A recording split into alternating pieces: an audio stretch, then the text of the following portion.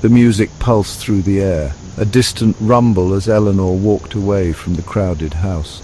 Her head ached, a dull throb against her temples. Parties weren't really her thing, but she'd promised her friend Alice she'd make an appearance. Now she just wanted to go home. Finally, almost there. She reached her car, a beat-up Honda Civic, and fumbled for her keys. With a sigh of relief, she unlocked the door and slid into the driver's seat. The engine whined, then sputtered. Eleanor's heart sank. No, no, no. She muttered, turning the key again. The only sound was a pathetic clicking. Her battery was dead. She slumped back in her seat, frustration gnawing at her. It was a dark, deserted street, the houses set back from the road behind tall hedges. Panic welled up inside her. A car pulled up slowly behind her. Eleanor's pulse quickened. Please, no. A man emerged from the driver's side. He was tall and lanky, with a friendly smile that did little to ease her apprehension. He had greasy, dark hair and wore a worn leather jacket. "Car trouble?" he asked, his voice surprisingly gentle. Eleanor hesitated, unsure whether to trust him. My battery's dead. She finally admitted, her voice barely a whisper. The man's smile widened. "Don't worry. I can help you with that. I have jumper cables in my car." Eleanor hesitated, her gut screaming at her to refuse, but the man seemed harmless enough and she was desperate. Okay, thank you. The man retrieved the jumper cables from his car and connected them to the batteries. As he worked, he made small talk, asking Eleanor about the party and where she lived. She answered in monosyllables, trying to mask her unease. Finally, he announced, "There you go. Try it now." Eleanor turned the key. The engine roared to life. Relief washed over her. Thank you so much. I don't know what I would have done. "It's no problem at all. Glad I could help." He paused, his smile fading slightly. "My phone's dead, and I need to make a quick call. Would it be all right if I used yours? There's a payphone down the road, but it's a bit of a walk." Eleanor's hand instinctively went to her purse. She always tried to be helpful, but something about the man's request set her on edge. She couldn't shake the feeling that something wasn't right. I'm sorry, my phone's dead too. The man's eyes narrowed slightly, but his smile didn't falter. "No worries. How about this? You follow me to my place. It's just around the corner, and you can use my phone there. It's the least I can do after you helped me out." Eleanor's mind raced. She knew she shouldn't go with him, but what choice did she have? It was late, she was alone, and her phone was truly dead. Okay, thank you. As soon as the words left her mouth, she regretted them.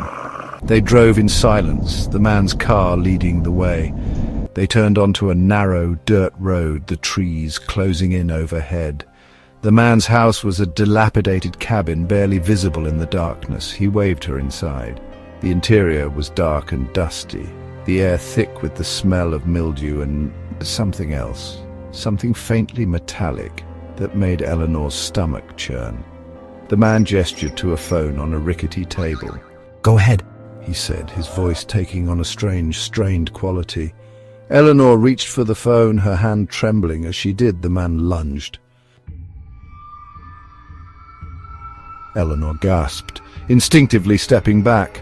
The man grabbed her arm, his grip like a vice.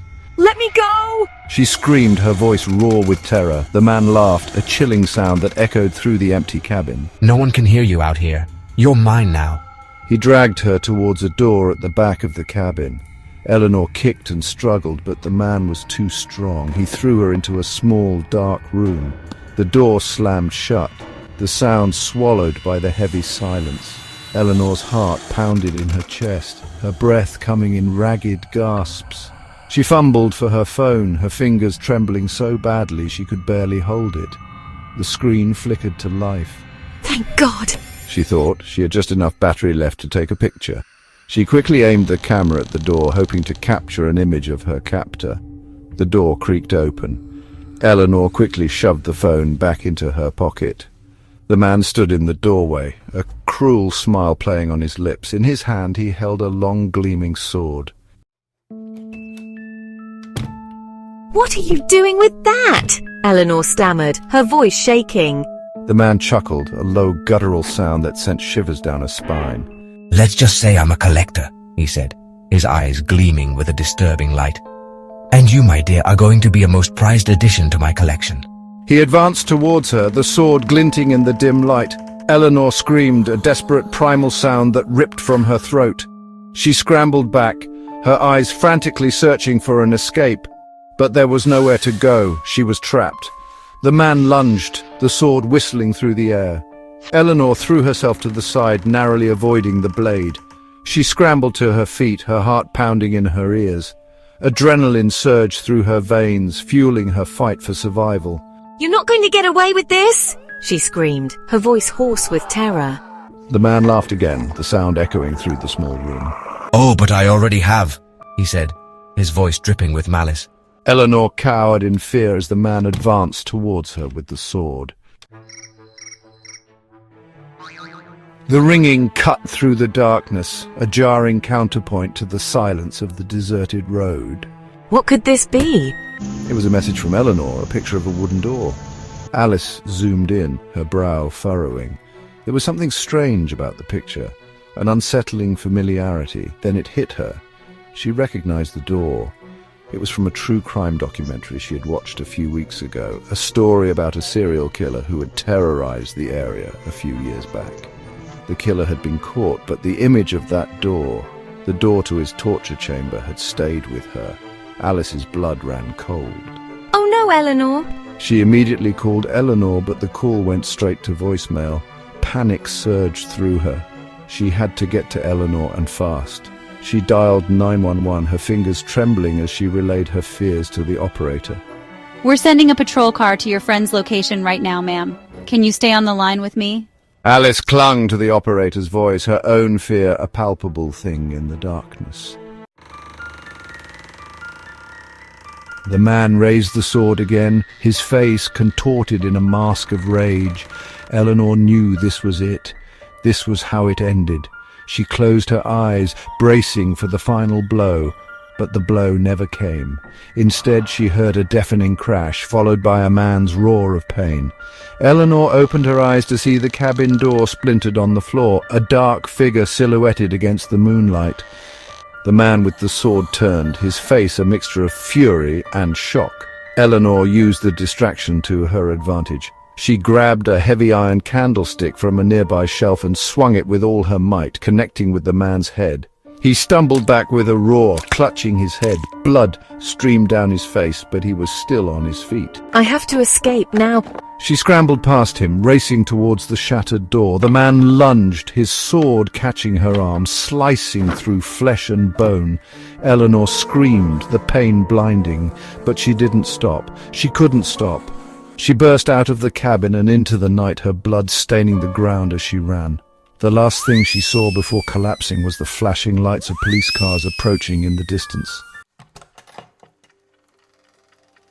The police swarmed the cabin, their movements swift and practiced. Inside they found the man, unconscious and bleeding from a head wound. He was quickly subdued and taken into custody. A search of the cabin revealed a gruesome collection of trophies. Photographs, body parts, jewelry, even articles of clothing taken from his victims. Eleanor, they discovered, was not his first victim, but she was the first to escape. News of the capture spread like wildfire. I can't believe I made it out alive. Eleanor, recovering in the hospital, became a symbol of courage and resilience. The man, whose name was revealed to be Robert Warburton, was charged with multiple counts of kidnapping, torture and murder. The evidence against him was overwhelming. The trial was a media circus, but Eleanor refused to be defined by what had happened to her.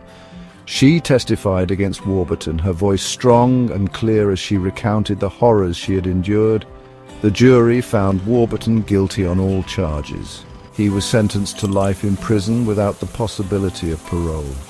Years later, Warburton died in prison, alone and unrepentant. With his death, a collective sigh of relief swept over the community. The nightmare was finally over. The physical wounds healed, but the scars ran deep. Eleanor suffered from nightmares, flashbacks, and crippling anxiety. The world felt like a dangerous, unpredictable place. She withdrew from life, seeking solace within the walls of her apartment. Her parents, desperate to help their daughter, admitted her into a psychiatric hospital. There, surrounded by others who understood her pain, Eleanor began the long, arduous journey of healing. She learned coping mechanisms, confronted her demons, and slowly started to rebuild her life. Help me. One unexpected side effect of her ordeal was a newfound sensitivity to the supernatural. Eleanor began to see ghosts, lost souls tethered to the world by unfinished business or unresolved trauma. At first, the visions terrified her, but as she learned to control her fear, she realized she could communicate with them, help them find peace. Eleanor's life took on a new purpose. She embraced her ability, using it to help others move on from their own personal tragedies.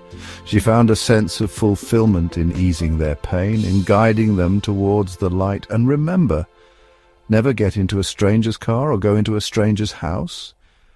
You never know if you'll get out. Please like and subscribe. I'd be forever grateful.